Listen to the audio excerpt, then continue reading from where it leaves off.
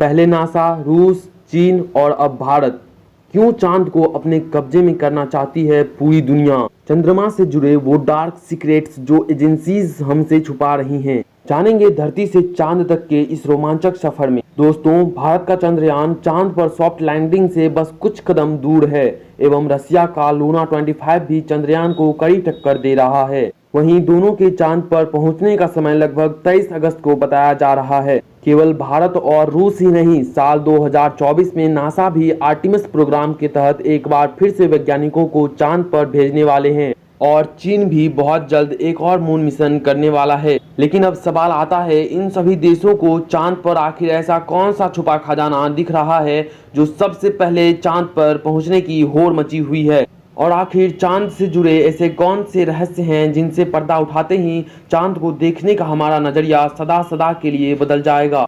जानेंगे पृथ्वी से चांद तक के इस रोमांचक सफर की सभी जान अनजान बातें।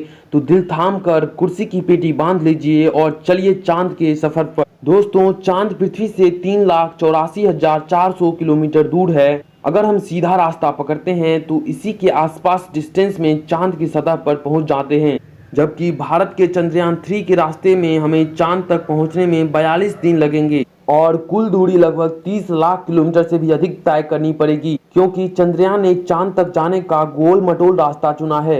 यह पहले पृथ्वी का चक्कर लगाएगा, फिर चंद्रमा का चक्कर लगाकर सतह पर लैंड करेगा। यह काफी किफायती तो है, लेकिन यदि इस सफर से हम लोग जाते हैं तो यह सफर काफी थका देने वाला होगा।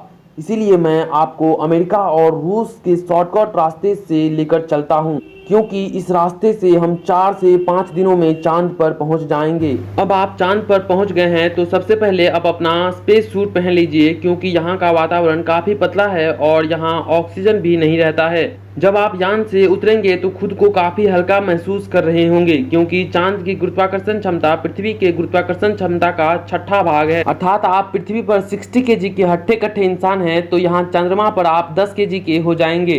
खैर, आप इधर उधर नजर दौड़ाएंगे तो देखेंगे कि चांद पर काफी बड़े एवं विशाल गड्ढे हैं। तो आपको बता दूं कि ये गड्ढे चांद पर उल्का पिंडों के लगातार गिरने की वजह से बना है और ये गड्ढे 2500 किलोमीटर तक के हो सकते हैं। इसमें अगर नीचे गिरे तो